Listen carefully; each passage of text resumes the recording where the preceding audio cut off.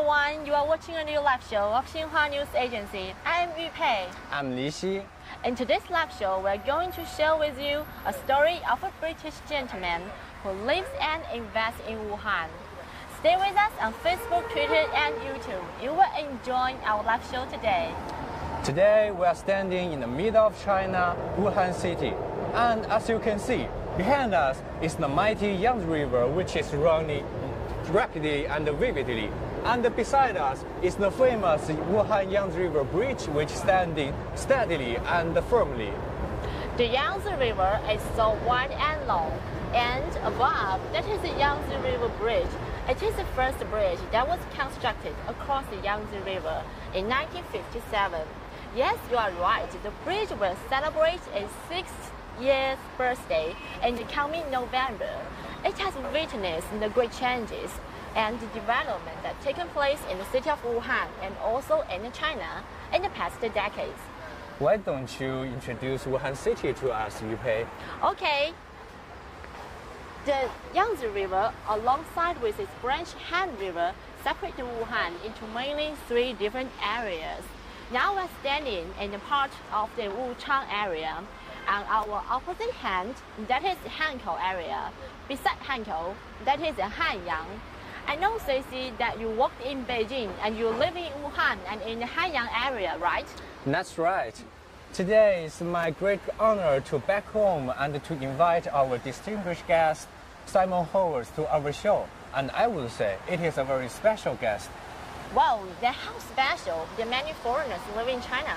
Yeah, that's right. You know, Simon, he is a British entrepreneur. He opened up 2 companies in Wuhan. But beyond all that, Simon's family has traded with China over 6 generations and covered 140 years of history. Oh, I know that in 2015, 2 years ago, the municipal government of Wuhan granted him with the Yellow Train Friendship Award in recognition of his contribution of the foreign investment and technology. It is the highest honor that the city of Wuhan can give to a foreigner. Yeah, today it's our pleasure to have our special guest, Simon Haworth, to the show. Welcome, Simon. Nice to meet you, Mr. Haworth. Hello there. Yeah. How do you do? How do you do? Yeah, Simon, please say hi to the audience. Good morning. Simon Haworth. I am a British entrepreneur whose second home really is China, here in Wuhan. So this is a very happy occasion for me to meet you guys back here in my second home. Okay. Right. So let us maybe take a seat and enjoy the very amazing view of alongside the Yangtze River. Okay? Okay. Yeah. Hello, Simon. Could you firstly give us a very brief introduction of your 6 generations of family? The 6 generations, yes, it's a very fortunate stream of family that I'm just merely the person sitting in the current seat of the family. But I found out that my grandparents had been to China on several occasions. Yeah. And when I was finding out about that, it suddenly became clear that my great-grandparents had come to China in the 1880s. And actually my great-grandfather had started the business with China many, many years ago, 1874, 1875. So through history, when I finally brought my son, George, to China in, I think, 2012, he's actually the 6th generation in a row. And the family has been trading and engaging with China for over 140 years in a continuous stream. Wow. Okay. You know, Simon, I'm just curious that when do you first time come to China, come to Wuhan, and why you finally decided to found your company in Wuhan rather than the other bigger cities like Beijing or Shanghai? I'm embarrassed to say I can't remember the exact date I came to Wuhan. I have changed my passport, so I flicked through it to look for the first date, and I changed it in 2012-13. It's about 2012, about October 2012, almost this time, about 5 years ago. Yeah. And choosing Wuhan, in a sense, is about personal relationships. Okay. So I was interested in China, and I connected with a particular individual, a chap called Kelvin Shao, who worked here in China, and he came over to the UK a few times. And you know how it is, sometimes you just connect with an individual, and I think there was a funding competition here, and Kelvin said, right, you should come to China, you should come to Wuhan, it's got the ecosystem, it's got the industries that you're involved in, and so, yes, it's a bizarre thing, like how could you possibly predict that my first point of contact into China would be here, but it's been a fantastic choice. I see. But, you know, at which point do you realize that other than you, your family has connected to China long, long ago? It is embarrassing again. I told the story of the 6 generations, but actually, I have to confess I didn't know it. Okay. I knew my grandparents have been, and my father said to me after one trip, do you remember the diaries and the information that the family has got about China? And we actually were looking at those diaries when we remembered and begun to realize there were 2 further generations. So it seems like a properly organized plan to use the whole family connection. Unfortunately, I came to China for purpose first, and it was only then I realized how long the connection had been for. So I'm slightly embarrassed by that, but it's the reality. You know, discovering that history was a great moment. Yeah. And I've noticed that you bring your grandmother, Lady Dorothy Haworth diary here. Yeah, it is the original one. That is very cherished for all of the audience. This is a delightful document. When my grandparents were traveling, they didn't have Facebook and Baidu and other 1960s. In the 60s. Yeah. So they would write, and in the diaries, on the right-hand side, she writes about the day, and on the left-hand side, she fixes in pieces of paper from the day, paper Stamps, cuttings, invitations, all that sort of thing, plus some of her own paintings that she did. Here. So, I mean, may I have a look at this cherished book? This is a very fragile document, and it travels to China rather often. But hey, so this is actually when they came to Wuhan. So I can, if we look here, we can see April the 14th. April 14th. 1963. 1963. This is where they came in, and where we're.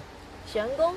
So where we're sitting, and some of this text it's fascinating to see. Yeah. But you know, as I say, paper cuttings and stamps. Wow. And then my favourite. Yes. It is exactly the same view of now where we're sitting. Where we're sitting at this moment. It's the Yangtze River Bridge that above, just beside us. So a cigarette packet from Wuhan with picture of the Yangtze Bridge written in there by my grandmother.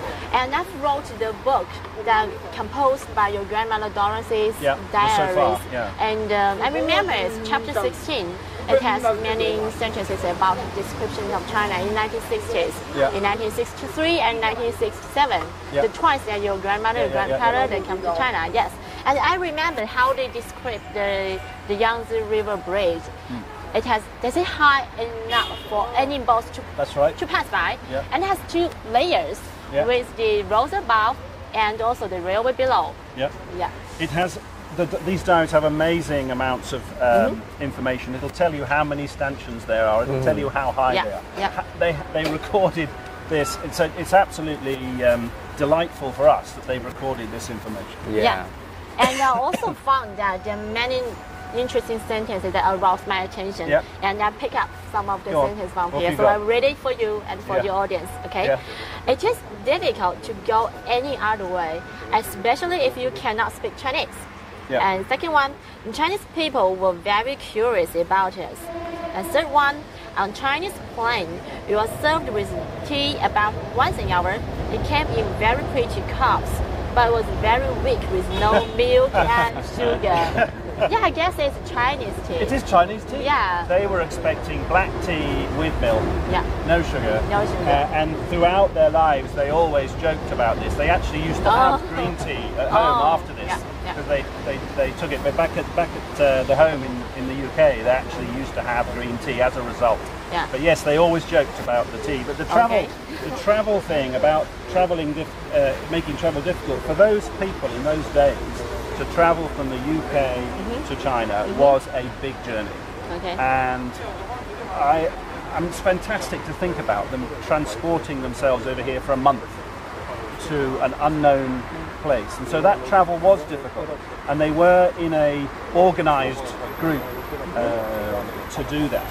What was the second part of your quote? Okay, I think despite the part of the plane, I think the Chinese people are very curious about, Okay, so this has been changed greatly, they have right? the proper English nose and forehead.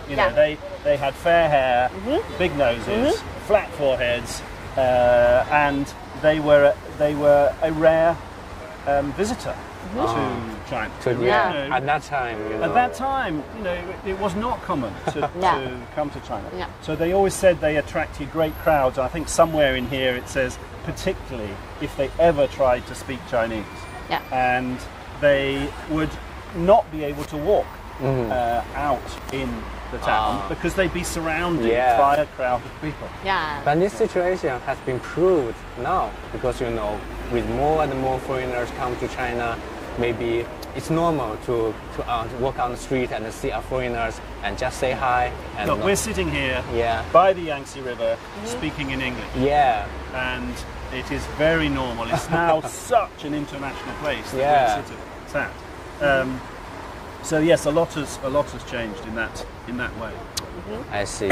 Okay, and one more interesting thing that really revealed maybe the huge change that take place in recently is about the baby's pram. Okay, let me show you with your sentence. Yeah. They think baby needs constant physical contact with another person until it is old enough to walk away of his own will. So Chinese people may do not approve of baby's pram.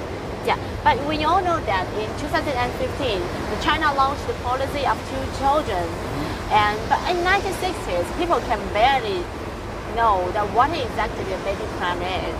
Yeah. Well, you have to remember also the contrast. So in England at that time, my grandparents were from a very, very traditional family. Yeah. You would have a pram with 2 large wheels at the front, 2 large wheels at the back, and a sort of chariot in the middle that the proud baby would sit in. Yeah. But you'd also be surrounded by 5 other children, of course. And so the nanny probably would parade the child up and down in the pram. And in those days, there was a long distance between the child and the parents. So my father, my own father, didn't eat supper with his parents until he was 7. 7 years old. Because that you wouldn't do that. Your children were seen and not heard, is the phrase. So that is a traditional English that was in those days a tradition. Now we're all a little softer. We're all a little nicer, and children in the UK have the papoose to be carried round in by their mother or their father, and so yes, it's interesting to see the change in China now. But you have to remember how traditional the view was that they were starting from. Yeah. So can you just imagine that family has only 1 child? Because me and Suixi in the 1980s, 1990s, 1990s, okay. Yeah, we are the only child in our family. You poor thing. No, I can imagine it. And it's extraordinary to me. I have 4 children. And that seems perfectly normal to me. And no, it's really interesting the difference. But the demographics of the one-child policy have certain issues, and you need to, cope with that activity for the future. So it's a very, very sensible policy now for the progress in China. So do you mind we stand up and have a walk? Sure. Walk alongside with the Yangtze River because we're so lucky today. It's just after raining. The air is so fresh now in Wuhan. Yeah. And okay, so... Well, for me, I am literally walking in the footprints of my grandparents. So this is a fantastic occasion for me. So have you just remembered when was the first time you come to Wuhan? I think Wuhan and the Yangtze River is exactly the same that you have imagined? Well, I was saying to people the other night, Wuhan's motto of different every day is absolutely right. I've been out to Wuhan Biolake yesterday, where I do a lot of my business, and the Wuhan Biolake office used to be sat next to the lake there, and it was a quiet spot. It's now surrounded by buildings, and two enormous skyscrapers have just emerged next to it. And to an English eyes, that amount of change is amazing, absolutely extraordinary. Yeah. So despite the Yangtze River Bridge, so what's your favorite tourist attractions in Wuhan? Well, you know, the customs house, of course, is a favourite of mine because there's an English echo. But this bridge is absolutely my favourite spot because it, you know, it's difficult to describe how it feels coming to such a distant land, but I am literally in the same place, seeing the same things that my grandparents have seen. So this is an iconic structure for me. Okay. Do you know that how many bridges that we have in Wuhan now? You're up to, well, it's like between 9, 10 and 11, depending on whether we're finished. Wow, yeah, you're right. Something like that. Yeah. Something like that. So when they came, this was the very first. And they were shown this bridge proudly, correctly so. You should see what they say in the diary about the achievement of building across this span. Yes. But they were shown it very proudly. Because when they came in 63, I think it'd been open since 59? 7? Okay, that sort of time. So you know, very new to have this opportunity to have the bridge open at that time. You know, just before these days, this bridge just celebrates its birthday, the 16 years anniversary of the Wuhan Yangtze River Bridge. The bridge, just like your family, has long history. Well, I have this bridge. It's an iconic structure as well because I believe I'm building a bridge. Okay. My concept is all about building a bridge between here and the UK. So to have a bridge in my mind is you know, a classic image. You know, speaking of your company, starting a business is a very difficult thing. Rather than in overseas countries, just like in China. So, when you first opened your company in Wuhan, what's the most challenging things to you? The most challenging thing is you open it above the trains, thundering overhead. Yes. The most challenging thing was before you open it because the key for me, there was 2 years really where I was trying to find the right relationships, the right people. And I love the fact that in China, if I can find someone I connect with and I get on with, then I'm likely to be able to do business with them. And that took a long time. Once we'd done that, setting up the business was easy. I think when we set the first company up, the technical detail of setting it up took 7 months or something. Okay. Nowadays, the second one, the last time we've set a company up here, I think it took 3 weeks. Oh. So that's dramatically different. Dramatically differently. So it's not about the details. Setting up a business here in Wuhan, you've got the ecosystem, you've got the financial support, you've got every government support you can imagine. It's a shame I cannot fly direct to Wuhan from either Manchester or London, but everything else, the setting up, that's easy. Get the relationships first. Yeah, that's right. But you know, the relationship is just there before you went to Wuhan, because it's just rooted in your blood, in your soul, because the family history factors. It was my body obviously knew it, but I didn't in my head. I hadn't realised enough about how connected. My brothers and sisters and father tease me now all the time, saying, "Look, you've just ended up where we knew you'd end up in working with China. So obviously you're destined at some sort of destiny." Yeah, It's kind of fate. We stop here and have a nice view of the Yangtze River and the Yangtze River Bridge. For those who had just joining with us, this is live tour of Xinhua News Agency. In today's live show, we're going to share with you the story of Mr. Simon Haworth, who invests and lives in Wuhan. Stay with us on Facebook, Twitter, and YouTube. You will enjoy our live show today. Okay, let's continue our topic. Yeah. Well, has the relationship in your family has any effect or influence on yourself or on your family or on your company to you? I don't think you can quite understand perhaps, but I am here for a visit to China at the moment. And I live most of my life in time in the UK. Yeah. But 100% of my interests and business activities are related to China. Oh, I Absolutely see. 100%. So it's not about is there some influence of China? Everything I'm doing in life is all linked to China. My daughter, my 17-year-old daughter, for example, came into my office last Wednesday and said, "Right, Dad, it's time I learn Chinese." And so what day is it? What day of the week is it today? No, that's Wednesday. Wednesday, yeah. Friday, she starts her first lesson. Okay. So your children in your family, are they all learning in Chinese now? George is okay. He had his internship here, my oldest son. His Chinese is okay, always needs polishing up. Will is doing engineering at Exeter, so he's got to come to China yet. So next year we'll get him to come as an intern. Katie, number 3, has just started. And Amara, my 7-year-old, famously was heard instructing one of her friends the other day, saying, "Gilby," which is his name, "Gilby, it's E-R-San-S, not E-R-San-C." And she was playing in her playroom and was teaching him. That's pretty. So, as you can see behind us above, that is the Yangtze River Bridge, and a train just passed by in the second layer of the Yangtze River Bridge and then the railway. And on our right hand, the traffic is very busy now. And on our left hand, that is the Yangtze River Bridge. The Yangtze River, sorry. Have you just imagined the Yangtze River could be this wide and long, and it covers the area of 11 provinces in China, right? We may maybe go downstairs and have a very close look of the Yangtze River. Yeah. Mind your step. Watch your step. Yeah. Well, you're speaking of your children, so we're all curious about your future plan, about yourself, about your company, and about your family in China. Everything is about the future, isn't it, really?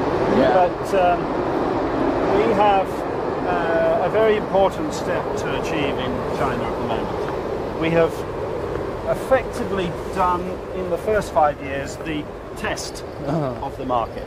And now it's time to really expand what we're doing.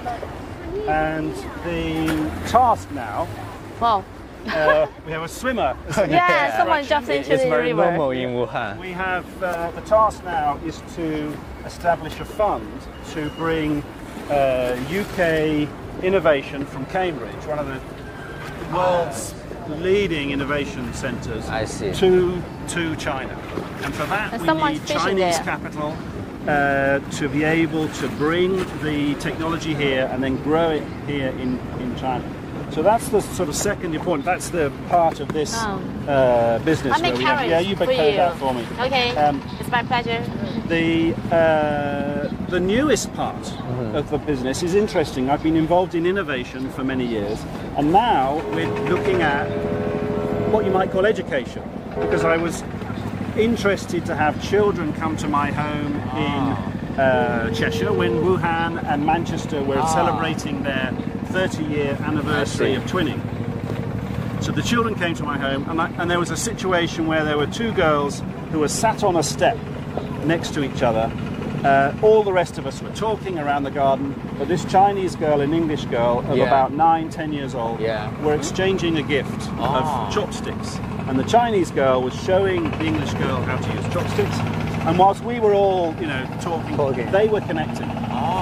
And the children have a fantastic ability just to say, "What do you do? What's your life like?" And they sweep aside all the misunderstandings and the prejudices. Anyway, long story, but we get to now setting up this Dynasty Youth Exchange activity, bringing Chinese children over to the UK and UK children over here. Yeah. We have 1,000 children coming over next year, but at this moment, I haven't engaged that program with Wuhan, and so one of my tasks this week is to engage that activity. It's a normal project of your company.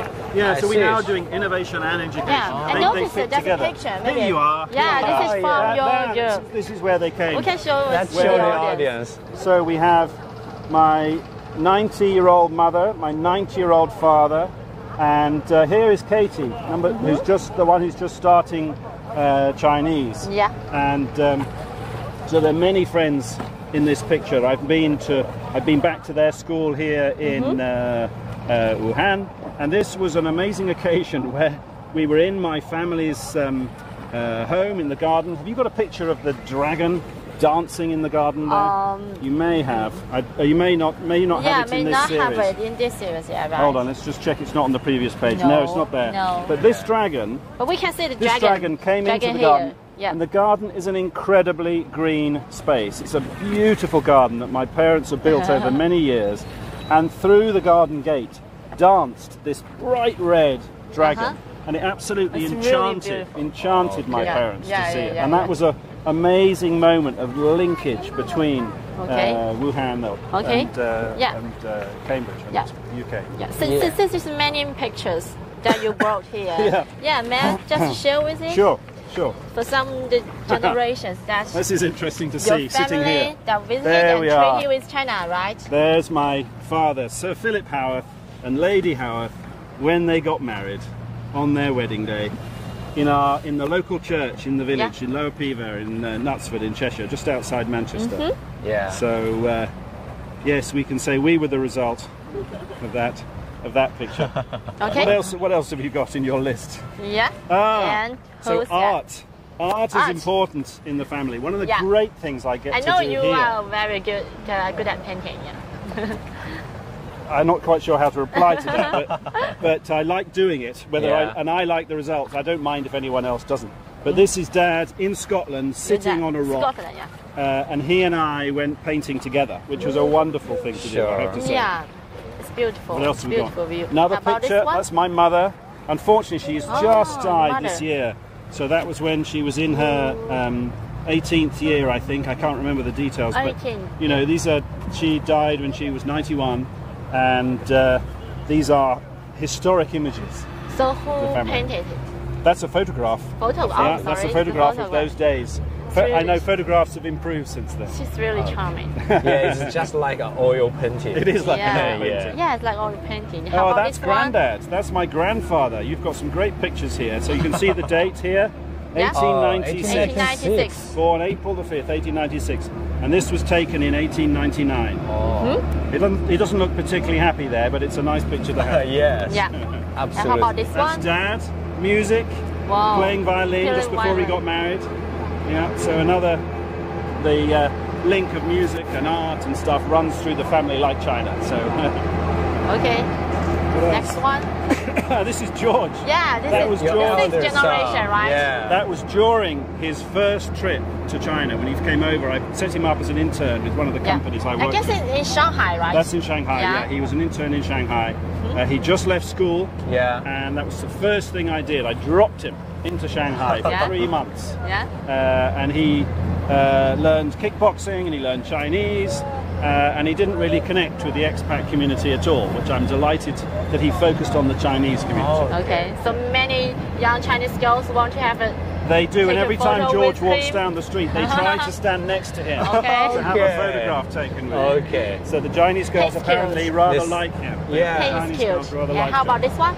That's my uncle, Uncle Anthony Gadam, and Hilda. She was mayor of Macclesfield very recently, but this is the generation that really developed the silk trade for the family. Yeah. I think they became the leading importer of silk at that time into the UK. So that's from the sort of 1980s. 1980s. Okay. Unfortunately, we don't have many pictures of Anthony, so you've done well to find that one. Yeah, and this is the one. Yeah, we're back to the famous dragon. Talking about. What else have we got here? Okay, just two more, one more. I dread to think what else we've got. And I believe the audience are very curious about this old picture. So that is Granny. That's my grandmother, Dorothy. And it was her father that came to China in 1887 to do 2 years of internship. And it was him who said that those were the best 2 years of his life. And so in the end, someone said to me, why did they come on their trips in 1963? That single phrase, those 2 years were the best 2 years of his life. Here he is. That's her father, this one here. Oh, yeah. Oh, okay. That's Harry. Harry Gadam, of course, wearing a proper waistcoat. So yes, a very interesting history to see brought to life right in front of me here. Yeah, and I found that just an old picture that taken place in China. Yeah.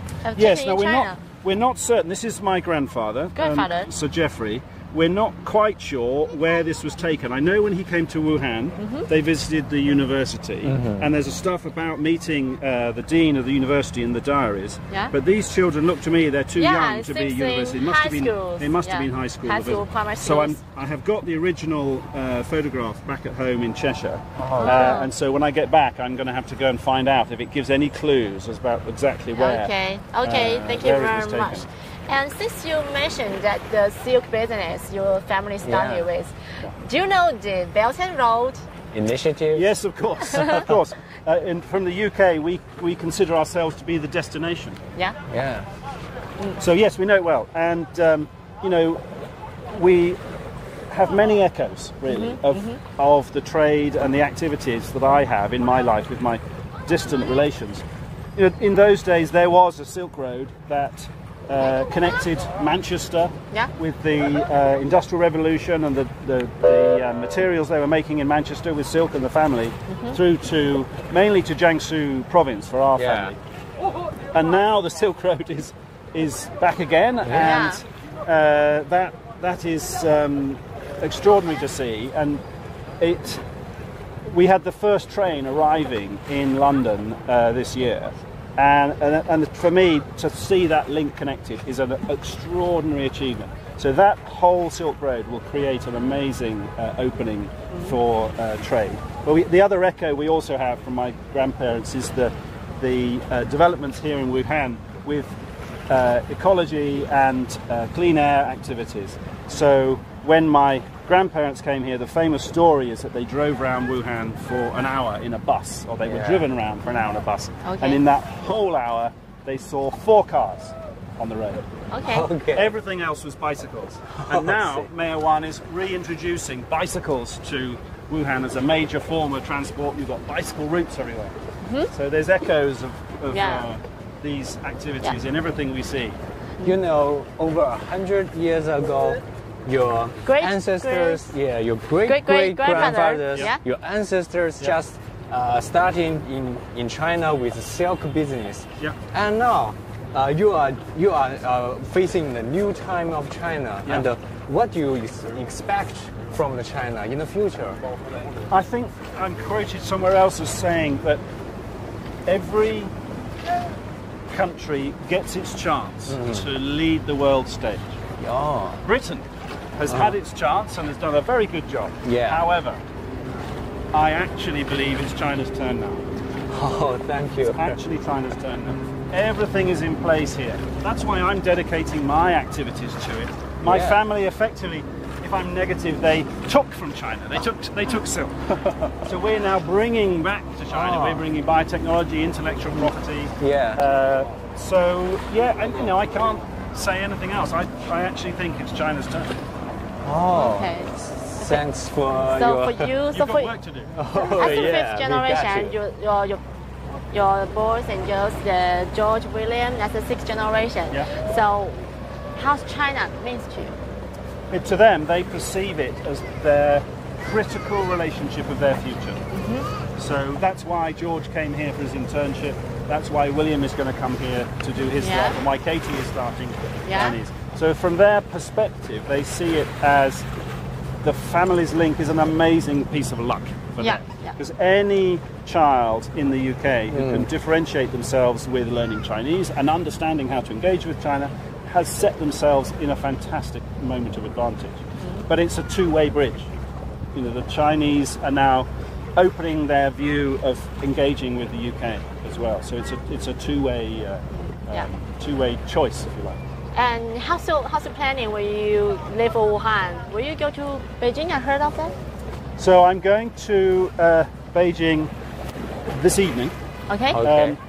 Actually, I'm in great expectation, great hope, because I had, I think you mentioned to your viewers, I was very, very lucky to get the Yellow Crane Award here in Wuhan. We have been nominated for a national friendship award, which if I get that award, that will be an amazing moment for me, I have to say. So it's with some trepidation that I head for Beijing to see if we're going to be able to be nominated in that. We'll be nominated, but it's whether we actually win that, which is it's an amazing day. And your wife is on her way to China. First time. Yeah. So Fauzia is Indian, but family lives in Canada. So we have a very interesting international mix.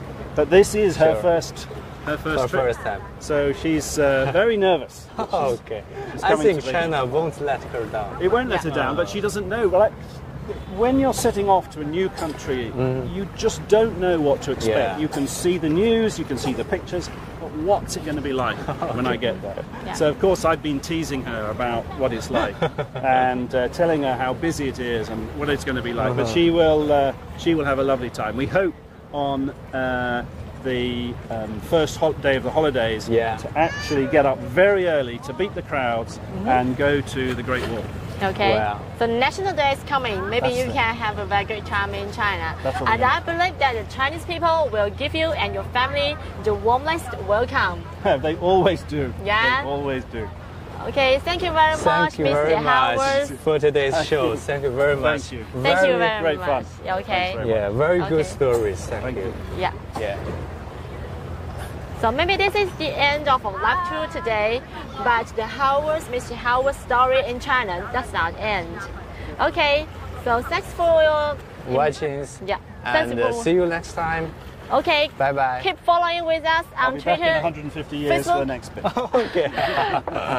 Keep following with us on Facebook, Twitter, and YouTube in Xinhua News, in China Xinhua News. Thanks. Bye bye. Bye bye. Bye bye. Okay, 停了哈。